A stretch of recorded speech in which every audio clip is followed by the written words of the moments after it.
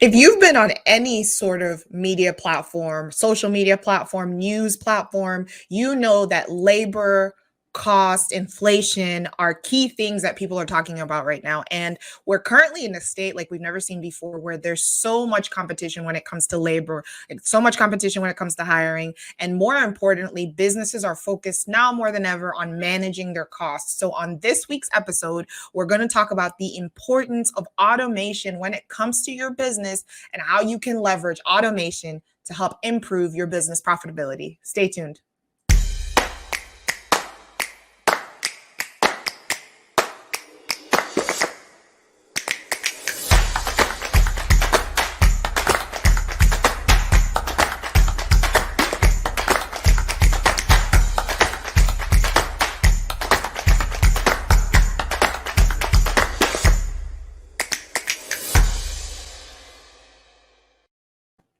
Welcome to another episode of Stuff Your Bookkeeper Isn't Telling You. I am Lola Turner, your host, and today I am joined by Mr. Terrell Antonio Turner, my co-host.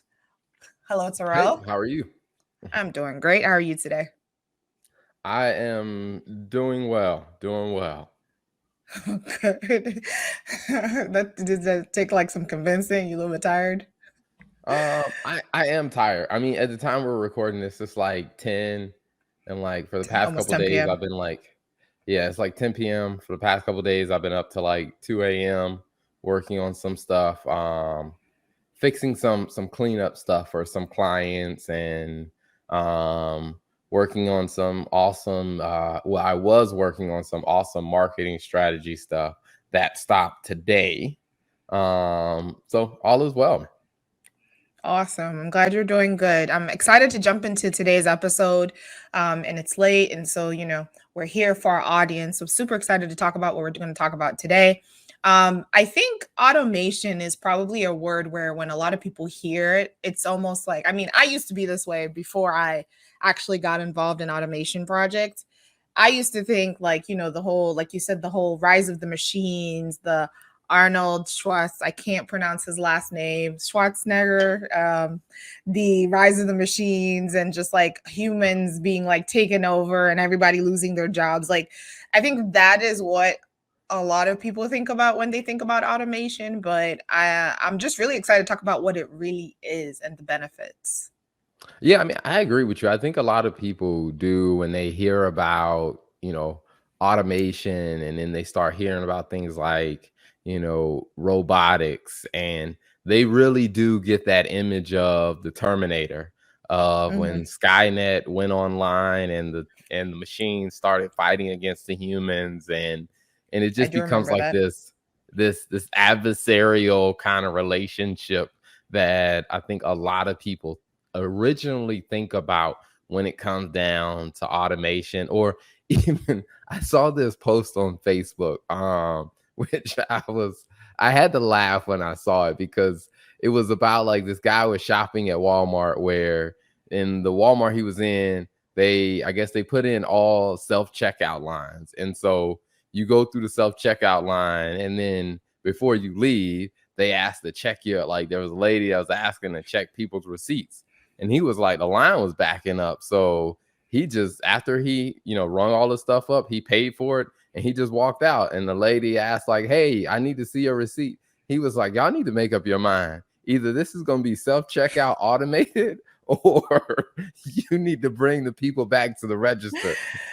I guess they still want to make sure people aren't stealing, but I'm like, even at Walmart, don't they have like those cameras that like monitor you? I guess they're not like super responsive where they're like being like, oh, you have only 8 of your 9 items scanned, like send a message to the back office and have them come check it. So I guess automation isn't really fully automation. Honestly, at the end of the day, it kind of reminds me of like the Matrix, because in the Matrix weren't like the machines like running things. It was like Matrix 2 or 3. I don't remember now. It's been a Well, it while. depends. It depends on which Matrix you saw. Now, if you The saw Matrix the where they first, went like to the city. the first The city. trilogies. Yeah. Okay, so let me say this: if you saw the first like trilogy set, you may have an opinion. But then if you saw the last Recently. one they came out with, which was absolutely trash, Yeah, the where last one they doesn't tried to count. like they tried to like they in many cases they rewrote the entire logic of the movie to where I'm like, I'm not quite sure how to answer that question because Yeah, have you immediately never seen no. that last one? Immediately no. The last Matrix isn't even acknowledged because honestly, my opinion, that movie was so much crap. It just undid the whole of like Matrix 1 through 3. So no, I'm talking about the trilogy. Okay, so you're talking about the first set. So yeah, I mean, I think in that one, there was like, I guess it was a bit strange if I'm remembering correctly, because I mean, the movie came out years ago. Yeah. But if I'm remembering correctly, I think the machines operated in like Machine City, and then Mhm. there was the code inside the Matrix that Right. was trying to get out, and I think that was going to cause an issue with the machine land or whatever. And I think that's why the machines ended up teaming up with Neo to stop that from happening. But I think in that situation, you had another scenario of machines versus the people. And Exactly. and I think you never really got to see, what could things look like if these two parties worked well together.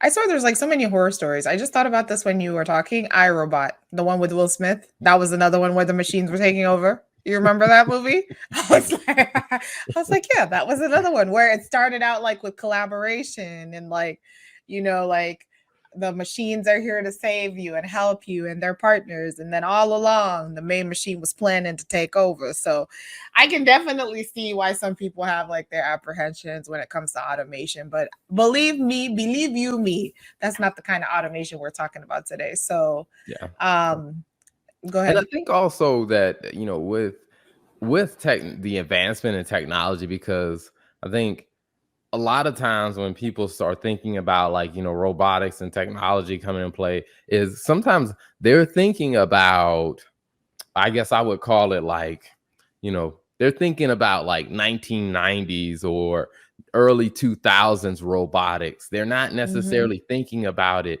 now with the quantum computing, the AI technology. Like, for example, a lot of us are actually interacting with some of the benefits of like that robotic technology and AI. Like when you go to Netflix and I mean, because if you think about it, is what Netflix, Amazon does it as well, is when you go on to Netflix, it's almost like the entire library has been rearranged to fit your preferences. Hmm. And I mean, when you think about it in an old school way, is if you went to, let's say, the old school A Blockbuster, blockbuster. Blockbuster was not going to change its layout for you, the individual customer. You had to Right. come in there and you had to, take what they gave you. But it's just like now with some of the computing technology and, the AI, what Amazon and what Netflix is able to do is it's almost like they're rearranging the entire store. So when you come in, it looks like the store was made for you. And I think that, as that advance, some of that technology is also now becoming a huge benefit for, businesses, especially in the area of accounting and finance. Right. And I think oftentimes when it comes to automation, there are benefits because actually as you're talking about how we already interact with AI and some sort of technology, robotic technology or automation every day. I was just thinking about like how often I use my "Hey Google" like voice, where I'm like, "Hey Google, add this to my grocery list," and I do that a lot, like, "Hey Google, what is this, this, and this?" So like it's almost become a part of our lives that we honestly don't realize like how much we it already exists today. And so why not leverage it to help drive your business forward? And it might sound like overly complex in some cases, but really some of the stuff we're going to talk about today are really just simple tweaks and adjustments that we've made in the business and great resources and tools that we've used. Yeah, and I will say, I mean, it does get, depending on how deep a person wants to go into it. Like there are some things that get very deeply complex. Like I have some Mhm. friends that are that, they're engineers deep into the details of Yeah. robotics and analytics. Yep. I have some other friends that aren't as deeply technical as an engineer, but they're still very knowledgeable and explaining great things. Like, shout out to my friend Chris Ortega. Him and I, we did a speech together at the AICPA Engage event in Las Vegas, and in one of his sessions that he did, where he talked about kind of where that advancement in technology, AI, like as you mentioned about, like, saying like, hey, Google, it's like, Hmm. some of the things that are being worked on to where you could even, say, hey, Google, what were the sales trends for the last 3 months? It's like, Mm. imagine, if, your CEO could pull out their phone and say that and get the answer, to where they used to have to come to the CFO, or they used to have to Replaced come to immediately. the accountant. Immediately replaced. Somebody needs to make sure the machine is calculating the right numbers. Okay. Um, no, but that's yeah, that's a really good insight. I will say, I think one of the things, to your point, I do think it can really, depending on the scale of your operation, it can definitely get complex. One of the projects that I'm currently supporting is a $2 million automation project. Mhm. And I mean, there's a lot of money that's put into that. And a lot of times when you have like especially if you have like manufacturing companies, or if you have like a bottling company, whatever it is, like a lot of times those are huge operational scales, because you're having to change basically how you're running the entire operation. Um, and those do take time, and you have to really think through how to change that and how it's going to work into how you do business. Yeah, I mean, and I think that is a very common trend that we probably saw, since both of us, worked a decent amount of time in industrial manufacturing. You're still Mhm. doing some of it, me not as much. But when it came down to industrial manufacturing, I think industrial manufacturing was one of those areas where robots did start to get adopted a little faster, because I Yeah. remember being on the shop floors where robots are picking up, jet engines, or they're picking up diesel engines for 18 wheelers and stuff like that, to where, Mhm. you could get a human being to do that, but you would just need so much equipment to do it. And one of the things that we started getting into, when you started wanting to do things at a fine, more precision level, like, when you start really manufacturing things down to like, I guess you say the nanite level, like you can't do it by hand. And just with trying to scale, I think it really taught you something, looking at the industrial side, how they adopted robots. And now, being on the other side of like accounting, finance, some of your business practices, I'm like, there's a lot that we can learn from the way that industrial manufacturing adopted robots and robotics, and how we can do a similar thing to make, accounting, finance, and more business administration more efficient and effective. Yeah, and I think there's a lot of benefits that come with automation. I think if I'm just thinking about like from a business owner's perspective, and I've seen this, like we've seen this in the industrial manufacturing space, and this is usually what most people go to, like immediately they think about when they think about automation, is cost savings, right? So I think that's kind of sometimes like a no-brainer, right? You have an initial investment, of course, that goes into setting it up, but the goal is, hey, eventually this is supposed to save us money in some cases. The second thing is, I'd say for me, which I think is an important one, is the firm's ability to use the resources, automation resources, to help grow and scale their business. I think we have, as the labor market contracts, or as it becomes more challenging for you to find really good talent, because there's a lot of companies that are hiring, how do you as a small company stand out, right? And it's challenging sometimes if you're a $5 to $6 million company, revenue company, and you're trying to hire someone who is offering, you have another company that makes $1 billion a year and they're offering $150,000, and you're trying to offer $70,000 in, in annual salary. So sometimes it does become a little bit challenging, and you're probably not at the top of the list in terms of being selected or the number one option. But I think automation is a good way for you to, in cases like that, like leverage your existing workforce to help grow and be able to support more clients and Yeah. increase your revenue. And I guess before we go too much further down, like, because it sounded like you were naming a list of like different benefits. Before we go too far, I wanted to go back to that first point you said. I mean, because I do think that's something that a lot of people don't think about is, they think about the benefits of, hey, what automation will do, but sometimes they seem to be caught off guard that, hey, there may be a upfront investment, whether that's Oh yeah. time or whether that's money. Oh yeah. And I think it's just like some people that I've talked to have thought all about, oh, what's the benefits of it, and they kind of, you know they half step, or they kind of, partially work on the upfront investment, whether that's investing the time to make sure the implementation goes well, or making sure you hire the right partners, or investing in the right systems, where it's like they're looking for all the benefits, and they want, I guess you could say, they want the benefits on a budget. And when you try to cut corners on that upfront investment, that's where I've seen a lot of people have a bad experience, where they come back and say, well, this automation doesn't work. And I'm just like, Mhm. that's because you got a little cheap on the front end. Yeah, and I think that's why you also need a finance person, right?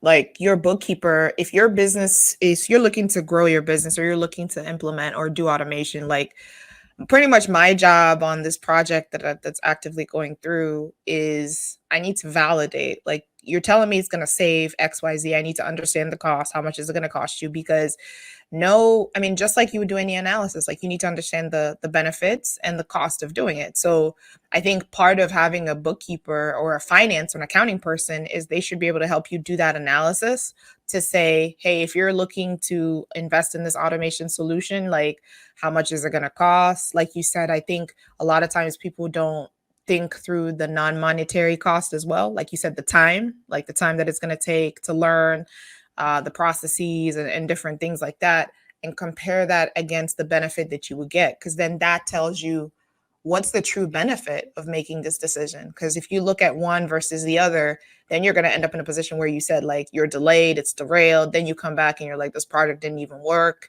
And I've seen a lot of people fall into that situation. And it's because they weren't looking at the whole picture. And sometimes I've seen situations where you have someone on the engineering team come and provide a solution. No one on the finance side vetted it. You didn't have anyone on the finance side to confirm and validate it. And now you've spent, millions of dollars on a project that isn't yielding what it was supposed to. So Yeah, I think that's important. absolutely. I mean, and as you were saying that, it made me think about something it became a huge annoyance factor for me whenever it came down to running a business case and we were looking at a decision, and the only benefit people wanted to focus on was the opportunity cost. They would say things like, oh, this will free our people up for 8 hours or 16 hours, or hey, this will free up 2 days worth of time. And it's like, while that may be true, the real question of the benefit is not necessarily just, does this free people's time up? The question I would ask is, okay, if we free up this 8 hours, we What are free they up gonna do? these 2 days, what else are they going to be doing? Because we Right, still have to pay exactly. them. Are they just going to be Exactly. sitting around doing nothing? Like, do you have something better else for them to do? Because if we're gonna say that, hey, saving time is the benefit, then I think, to the point you were making earlier, one of the things I was always ask people is, if they're not doing this, is there something else they can do that could help the organization continue to grow faster, or to Mhm. add more value, or to be Mhm. more productive? Because I'm like, if we have something else to shift their attention and their time to, I'm like, then that makes more sense. Like, this becomes a easier business case to sell. Right. No, I fully agree. And I think opportunity cost is one of those things where it's so subjective sometimes because, people are like, oh yeah, I'm gonna save, this solution is gonna save you 5 hours. And I'm like, okay, and then what am I doing those 5 hours a day? Like, am I actually being productive and am I being effective? So that's a very valid point. Yeah, I mean, and it's one of those things that I do think, like, for all bookkeepers and accountants, if you're doing advisory work, as you're kind of working with different business owners and you're working with different clients, I mean, I do think that that's the one of the thing that I think as finance professionals, we have to challenge that assumption Hmm. because it's very easy for us to convince ourselves that there's a benefit and hey, making this decision is worth it. And not to say that, hey, robotics and automation isn't worth it. I think it is worth it. It's just, Yeah. you just got to make sure that as you're automating things that you're freeing up time. It's just like, now what are you going to do with that time you freed up? Like, and I love the point you brought up about the people, because that's one of those challenging conversations that I had to sit in when we were automating some things at different companies. It's like, Hmm. hey, when we automate this, do understand we are taking task and responsibility away from a person who's doing it.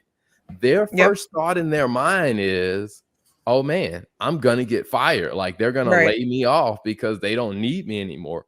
So I'm like, as leaders, we got to kind of be responsible enough to say, okay, all right, what else can this person do now that they're no longer doing that task? And then Yeah. what can I start to do now to help them get prepared to do this new thing? Yeah, one thing I will say automation definitely forces you to do is it forces you to examine how you're spending your time, like on a Yeah. specific process, because in order for you to get your finance person to properly evaluate how much time is actually being saved or the cost, you need to understand what does it currently take you to do whatever it is that you're doing today. With this new automation process, how long will it take you to do tomorrow? And then from then, really understanding, okay, what's the benefit and what's the savings? So sometimes it's, as a business owner, it's also a good opportunity for you to kind of take task of like what it is that you currently do today and understand like, all right, have I, like, what am I truly spending my time on? I think that's really the big thing. Yeah. And I'm curious for you. I mean, as you're kind of working through the project that you mentioned and even previous projects, um, do you feel like people were ready to have or first, do you feel like people actually understood what they were spending their time on when you asked that question?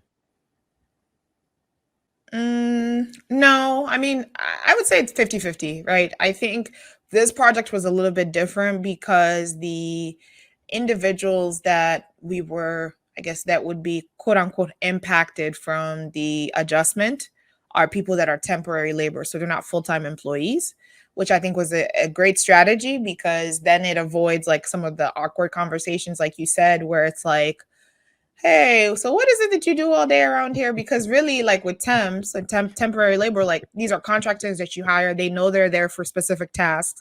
Like they know that their contract isn't long term. So it's much easier to have the conversation. So I think it was relatively straightforward, like with those people, because they had been there maybe less than a year or whatever. I don't know what the duration was. So typically when you have someone that, we used to say when in corporate, like I said, we used to say in corporate, one of the things that they say, like when somebody starts at a new company is like, give all your feedback now. Tell us everything that's wrong with the process now when you're still fresh, because you can see things kind of from the outside looking in.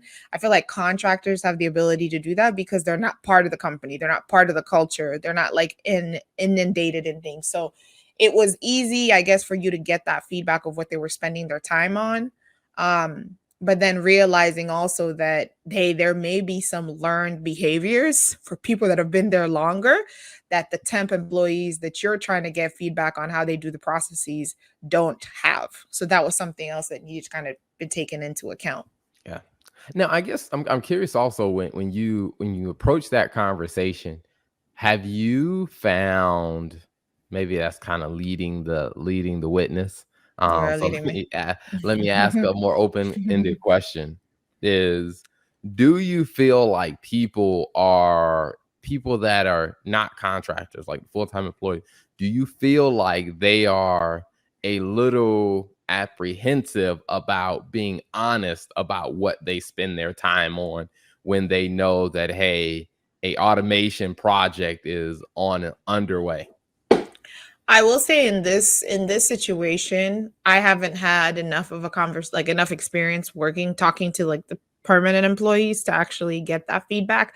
But I will say, and I'm working on some other projects now with some of the guys that I support. And one of the things that is as you start to think about, when people come in and like, okay, we need to think about how we improve our efficiency. Like a lot of companies are thinking, how do we become more productive? Like that's something that's come up because then we're like, okay, in order to become more productive, we need to know how people are spending their time today. And I've seen there has been a lot of apprehension to that because it goes back to the fact that, hey, if I have to really tell people what I spend my time on and it doesn't meet the criteria or it sounds like I'm not really doing a lot, then my job is at risk, right? So I to answer your question, I haven't really seen it specifically on this project, but I have seen it overall just when it comes to productivity improvement um at some on some of the projects I've worked on. Yeah. Because, it's one of those things. I think even for myself, when it comes down to that, it's just me having me having to sit back and see what am I spending my time on. Like, I'm gonna be very transparent. You and I had a conversation recently and was talking about, hey, the stuff that needed to get done. And you asked me the question like, well, what are you spending your time on? Immediately, I was just like, okay, if I as I was going down the list, I'm just like, okay, all right, Terrell, that list as isn't that long. Why aren't you able to get some of this stuff that you need to get done? And I think once I started actually listing it out, I realized, hey, you're spending some time on stuff that you don't need to be doing anyway. Mhm. And you're spending some time on some stuff that probably could get automated. And you're spending some time on some stuff that probably should be handed off to someone else. But I think whenever like really looking at, hey, how am I spending my time, or Mhm. really just going back and documenting the process, I think, which is the starting point to any automation or any successful automation. I do think we tend to find that there's some stuff that we're doing that isn't really adding value to the end result, and those Mhm. are things that we can stop doing, or we probably should stop doing. And sometimes I do think that ego of, I don't want people to find out that I'm, for lack of a better term, wasting time. I Right. don't want people to know that I'm wasting time. So I do think that from my experience, when it came down to some automation projects, I've seen some people be a little hesitant to Yep. be transparent about, like, hey, what are you doing? Because we can create a tool that can kind of replace some of these steps. Now, one of the things that I'm finding to be very interesting about, kind of what's happening in the accounting industry, as I mentioned earlier, like we saw it happen in industrial manufacturing with, Mhm. the way they use robotics and technology has come into play is, you're starting to see it happen a lot more. Like there was the article that came out recently about Canopy, which creates technology that a lot of different accounting firms are using that technology. But not so much, I don't want to focus so much on like, hey, here's what they're doing. Just one of the things that they talked about releasing a new feature of trying to help automate the workflow process, because I think that is probably a huge headache for anybody who's working with multiple people. Mhm. Is how in the world do you keep, this project moving forward when different people have to put their hands in on this project? And so, one of the things that I'm curious about from your perspective, like you talked about the automation projects that you guys are trying to work on, like what has that been like, with so many people having to do their piece of the process? Like, how have you guys managed, keeping the project moving forward? I think we've honestly taken a more traditional approach. I don't know if this would have been the approach if we were like at a startup where there were only 6 people, because there's just no bandwidth to do it. But the approach that's been taken, at least on this project, has been like meetings twice a week. So it's an Excel spreadsheet that's being tracked. You have actions. Hey, these are the 30, 50 things we need to do to get to wherever it is we need to go. This is the person that's going to own that. And then when we get on those calls twice a week, basically each person provides an update on what they're working on. If for whatever reason whoever owns that doesn't come to the call, then you need to chase that person down, or the project manager needs to chase that person down, find out what's going on with the project. So I think ideally this is probably a key opportunity for automation within an automation project, to where there's so many tools, like monday.com and so many other tools where like you can create a project and people can go in and provide their updates, in real time. And so like if someone doesn't show up to the meeting, you can put in your notes and your updates, and then you can have the conversation about them, without that person present, versus coming to the meeting twice a week to report. It's like it's not exactly the most efficient way, but that's how it's being done today. Yeah. And I mean, and that just reminds me of like when working at bigger companies, um, that was kind of how we approached it. I mean, we took that, I call it I mean, I think it's a bad way to approach things. It's a very old school way of problem comes up, you just throw people at it. Like, hey, we're just Yeah. gonna, we're gonna hire this person. This person's gonna be the new project manager. Like whatever job they were doing before, now they're going to be the new project manager or they're going to be the project champion.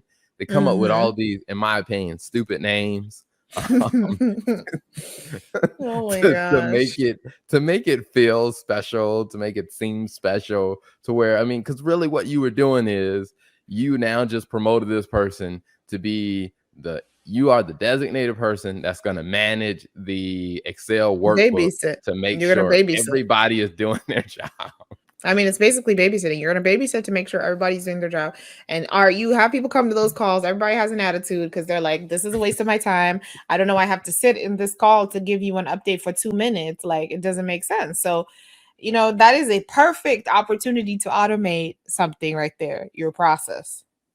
Absolutely. And and it's refreshing, I will say, is now I'll be honest, I haven't we don't use Canopy's product. I haven't used it. I can't, give a testament to, hey, Canopy's product is great. I don't know that because I haven't used it. But what was refreshing to see is that more technologies in the accounting, finance industry in that space are looking to do things because they recognize this is a problem, Right. because I do think we're moving out of that phase, especially for a lot of bookkeepers, and we're navigating that ourselves. Of Yeah. just as you start to scale, like, it's not necessarily like, hey, I'm gonna hire this person and this person owns these 15 clients from start to finish. Like there may be some collaboration with other people on the team, and I do think you got to have some steps in there. Something that is working in the background to signal the next person when they need to pick up the task, because you know unless you are fortunate to say, hey, our business has one client and it is big Hmm. enough to cover all of our expenses, to generate profit for the business. Now that's not a particularly healthy business because you have one single point of failure. But most of us don't have the luxury of that. I mean, you're doing like 100 different things all at once, and Hmm. some of the stuff you're doing, you need the next person to pick up the ball. And I think having some type of automated workflow definitely helps in a tremendous way. I agree. No, I agree. I think and the great thing about, I think the great thing about automation as well is you can use it across the board, right? Any part of your business, anything that you're doing. We use it a lot, I guess, within our business. I can think of some key areas where it's become like really important for us. Even if I think about some of the corporate jobs that I've worked, like automation has been essential because I mean, you probably know this. Accounting, in my opinion, has been one of the slower industries. to automate. Um, and yeah, you have QuickBooks, yeah, you have Zero, and I'm not gonna like pick favorites, but I mean within some of those, it's like extremely clunky, it's hard to use, and so sometimes it's just it's taken a while. Like there's constant updates, there's constant improvements, and so I think accounting is probably one of those industries that it's taken us a little bit to get there. And you can still see with some of the technology how it's built is that it takes some time to get and extract the data that really should just take you seconds to pull. So when you find a tool that's doing that, it's like this is like a gem. And you know how they talk about like a diamond in a rough, to where you're like, I'm never going to let go of this tool ever, because it's providing a value that like not a lot of that doesn't really exist today, especially in the accounting space. And if you're listening to this and you're like a business owner, you're like, I don't understand, trust me, these tools help your bookkeeper and your accountant do their job better, right? So I think the accounting space has some work to do, but I'm definitely seeing the automation happening, and I think that's gonna help bookkeepers be able to support the business owners that they support quicker and better. Yeah, I mean, I totally agree because I do think that with with the automation, I mean, it one is it allows you to stop doing the stuff that you don't like doing. It Hmm. allows you to stop doing some of that boring, repetitive stuff if you can automate it. Because I will say, is some of the stuff that we spend time doing, I talk to accountants and bookkeepers all the time, and they're like, I hate doing this or I hate doing this. Like, I Hmm. think that is a great opportunity to look at how do we automate that.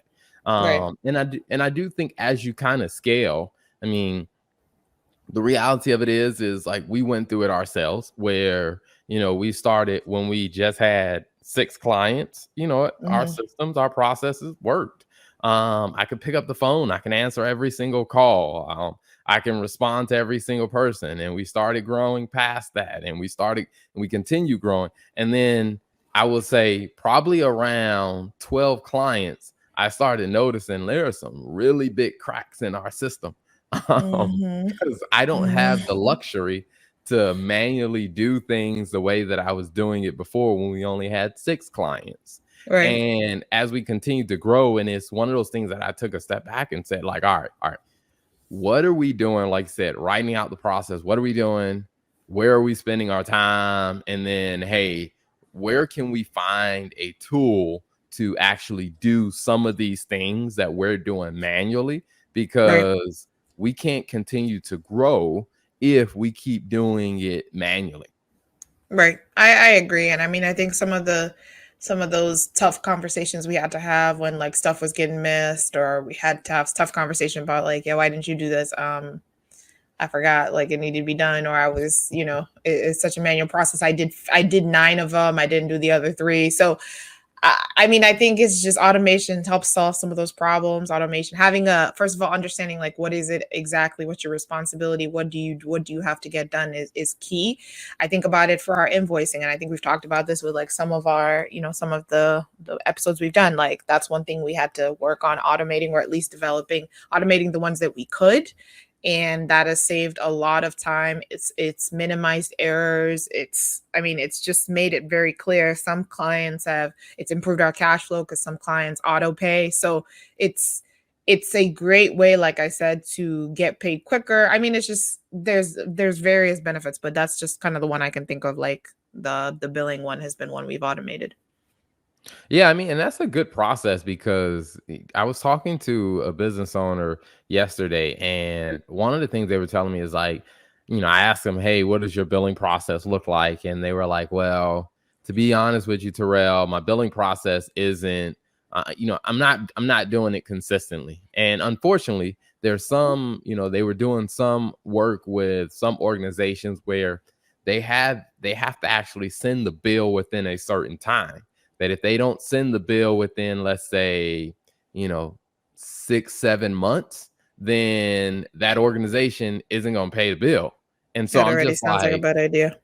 now you're like losing money because Right. this is a manual process that you don't have time to do. And I'm just like, yeah, automation could be a huge win for you in this area of fixing that. Exactly. Exactly.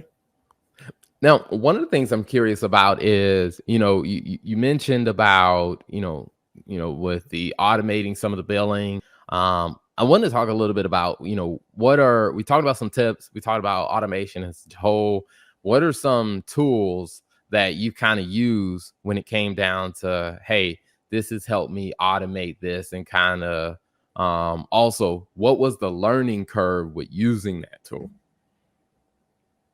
Okay, so there's one in particular that I'm like really excited to talk about. And this is like specifically within our business, and it's been a reporting tool that we've used, or reporting automation software. I guess, would it be considered a software? Yes. I don't know which one you're talking about. You're like, yeah, I don't know. I don't know what it is. Hey, so I'm excited to talk about LiveFlow, because I think LiveFlow has been a tremendous tool that we've used. When I think about, if you kind of think about like corporate, and you think about like the corporate roles, if I think about the corporate roles that I've had, when it came to doing any sort of analysis, you have what you call S-Base. It goes by different names in different companies, Hyperion, whatever. And that tool is kind of like, I guess, a data warehouse where you have data stored for, like, your clothes and basically your financials for your company.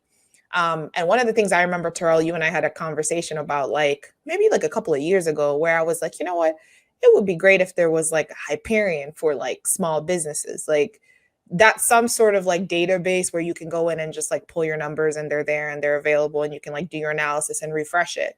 And then, LifeFlow came along, and I was like, oh my gosh, this is amazing. Like, because when you think about a lot of the data, like if you think about large companies that spend millions of dollars putting together like Hyperion and that database, that data warehouse, there's so much money that goes into that investment, because it's so important and it saves so much time. Imagine if you had to pull reports every 5 minutes for month end close, if you had to go in, extract the data every time you booked entries, go in, extract the data, paste it or whatever. This tool has been amazing for us, because once an entry is made, you can just refresh it, see the updates, and it actually trumps Hyperion, because I remember when you used to do close and you had to wait 2 hours for Hyperion to refresh, right? And you wouldn't see like the stuff immediately when you would book the entries. This is very different.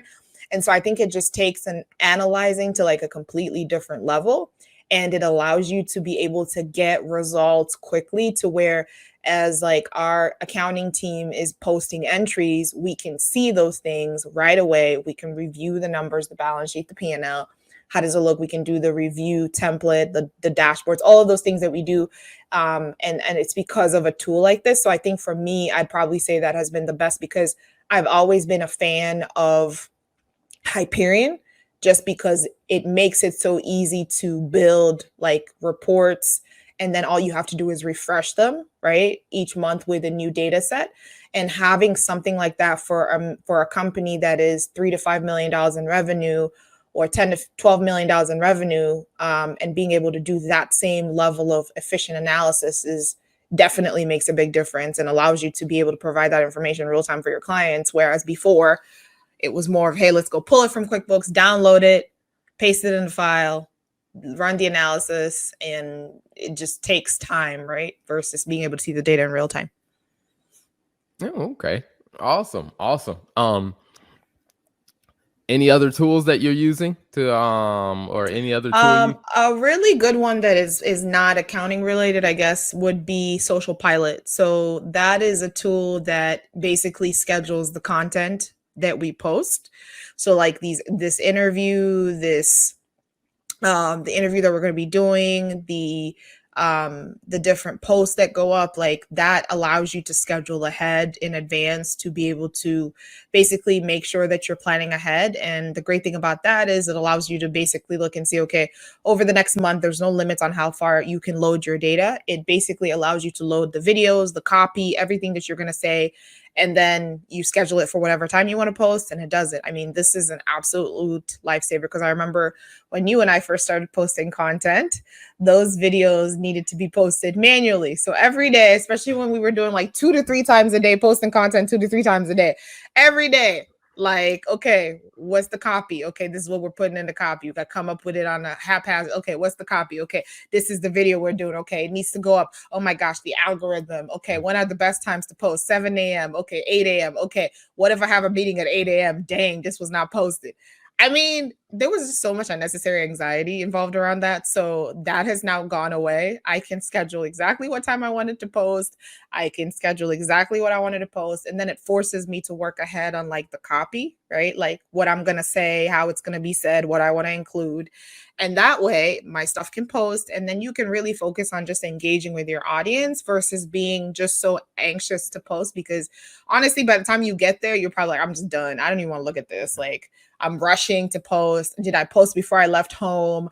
There's just so much like unnecessary stuff. So I would say that has been an amazing tool because then it even allows you to look at the calendar of your, when stuff is going up, what time it's going up. So, and the different platforms it's going on. So it's been a great tool. Awesome.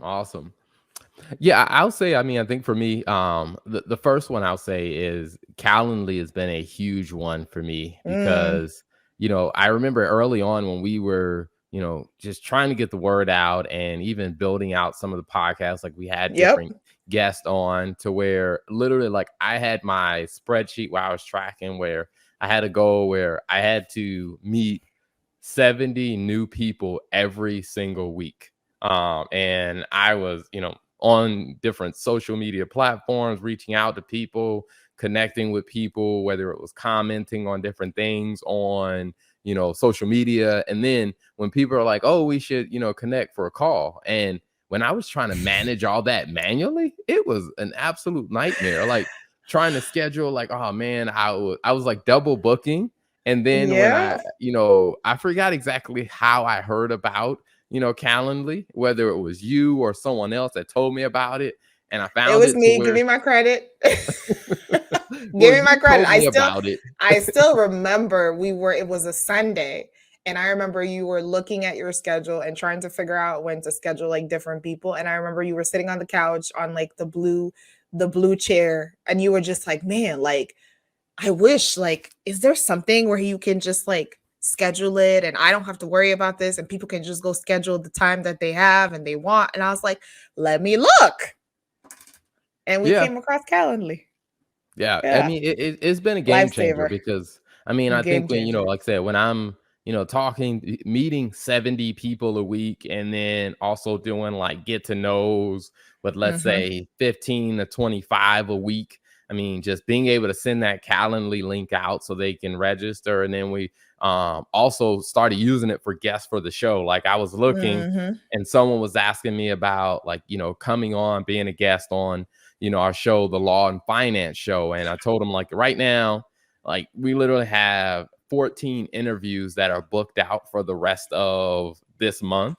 And I don't necessarily have to do, as much work as I was doing before because now we have a virtual assistant where she manages that, where she's reaching out to potential guests. She shares the link with them for so they can join the Facebook group. They can schedule, and I'm no longer spending like 7 hours a week just trying to manage my own calendar with all the people I've been talking to. So that Mhm. one's been a huge one that I've really enjoyed. Yeah, that tool is phenomenal. Shout out to the creator of the Calendly tool. Massive, Yes, Tope amazing has accomplishment. yeah. And he's Tope made Nigerian a too. So amazing tool. shout out to To my our Nigerians. Ha ha ha. You know, I Doing know big you things. mentioned it earlier, and I wanted to go back to it because I agree about live flow has been a game changer for the TL Turner Group because one of the headaches that you run into sometimes is when it comes down to reporting and trying to get the data to your clients. Like one of the Mhm. the phone calls you don't want to have is, hey, we missed the deadline on getting the reporting to them. So we started using live flow because we had a process for using QuickBooks to get the bank data into QuickBooks. The bookkeeping team, they would get that done, and then when it came down to the review step, being able to create reports in, live flow to be able to quickly do the review. So then the review moved faster. And then there were clients that wanted unique setups of how they wanted to look at the data or KPIs or metrics.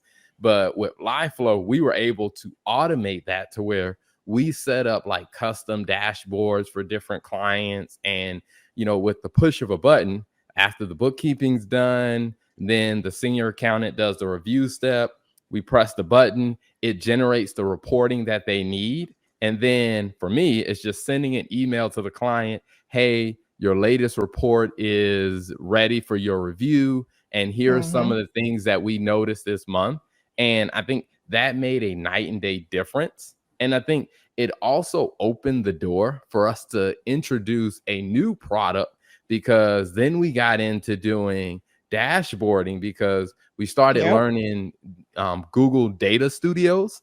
And so Mm-hmm. a lot of people started asking us about that, to where it became a new product that we could offer. And it allowed us to kind of expand our revenue for the firm, because now we offer this new tool where there are clients who love seeing the data in the dashboards, and we use live flow to automate those. And then also other accounting firms started reaching out to us and like, hey, can you design a white label dashboard so they can use with their clients? And the good thing about it is we were already doing all the work in the background. It's Exactly. just live flow became like that tool we could layer in to automate the reporting, and that feeds the different pieces that we report out to the clients. And I will say, I haven't had to get on a uncomfortable call with a client to explain why we're delayed on reporting. I haven't had to do that in like a year, which has been like Yeah. a huge relief for me.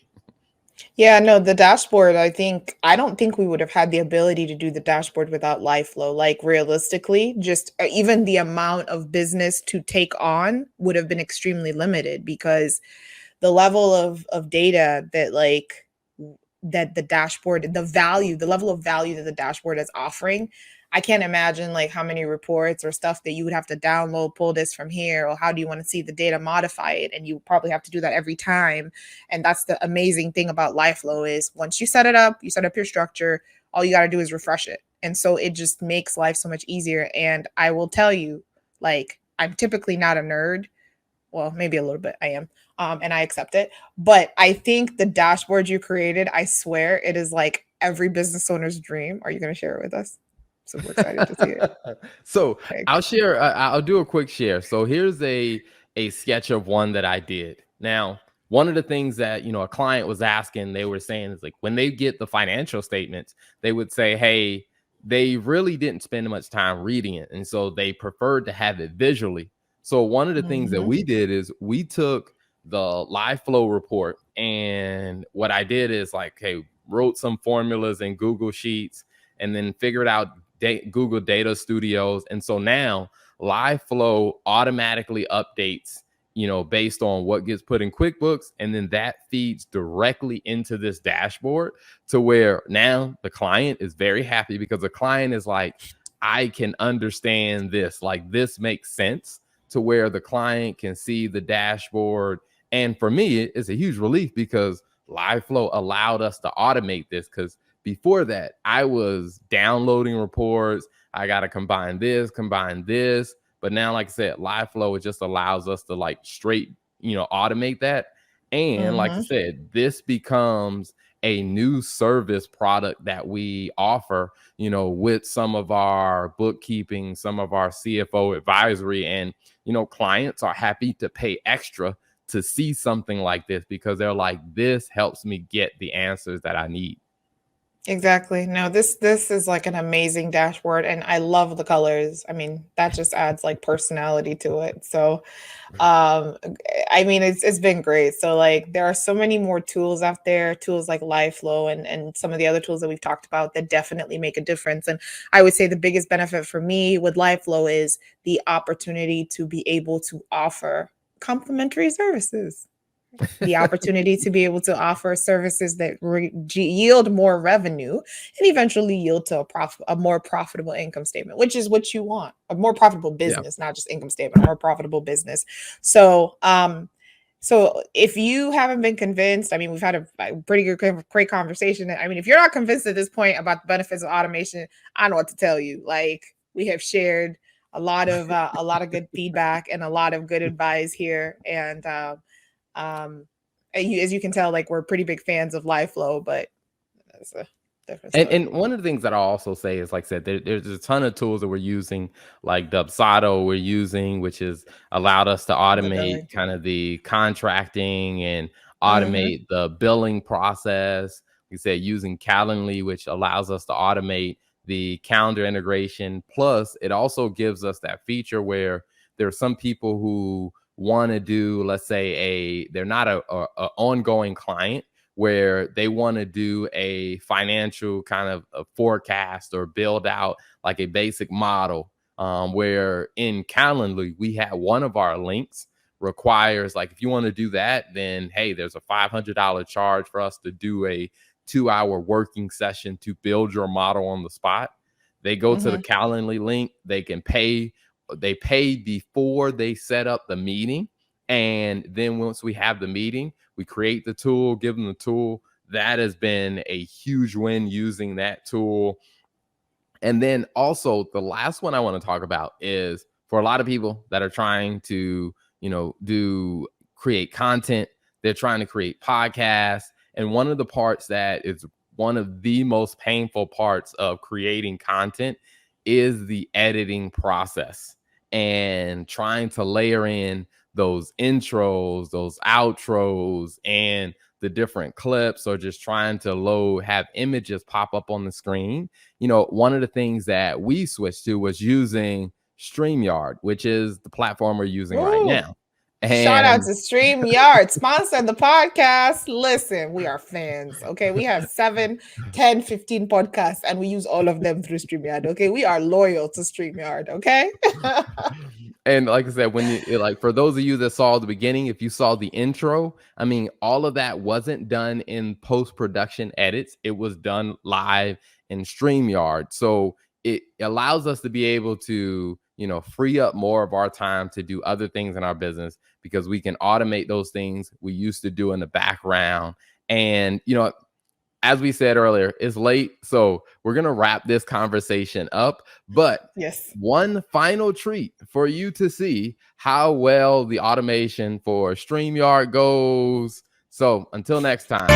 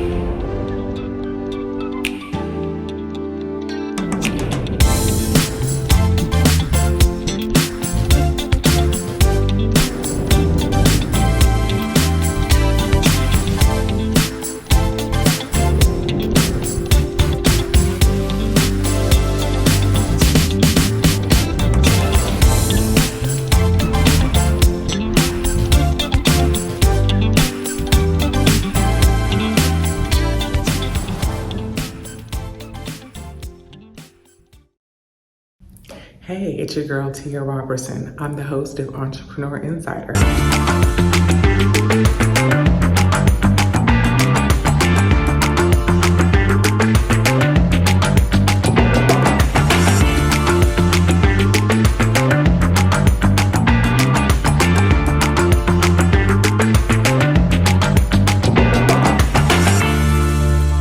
Right here on RETV every Thursday at 6 p.m. Eastern for entrepreneurs and news that you need to know about. See you there.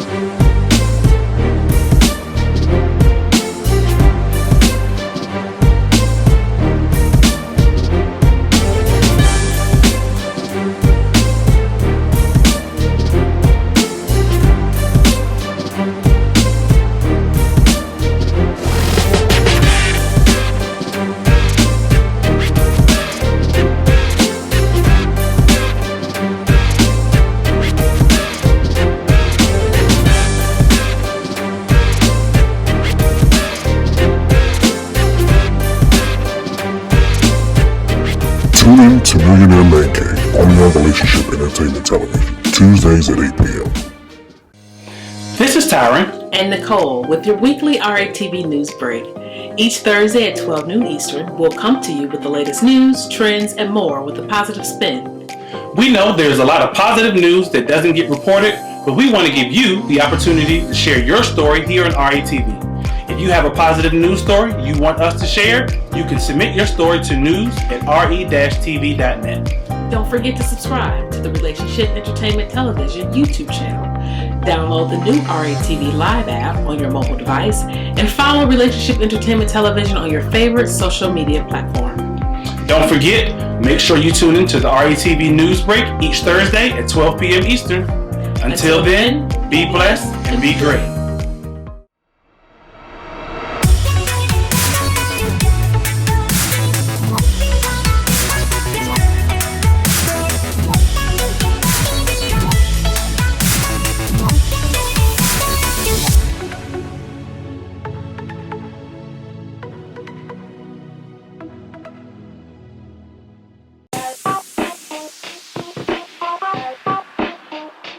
Welcome to What's Going On? My name is Demita Joe. Each Wednesday, you can find me here at 3 p.m. I'll be over here discussing different things that are going on and try to bring you a boost of positivity for your week because we all need this. We're going to share some feel-good stories. We might find a hometown hero. We may take a look at some trending topic. And sometimes we might even find a lesson in a not-so-warm and fuzzy story if we can.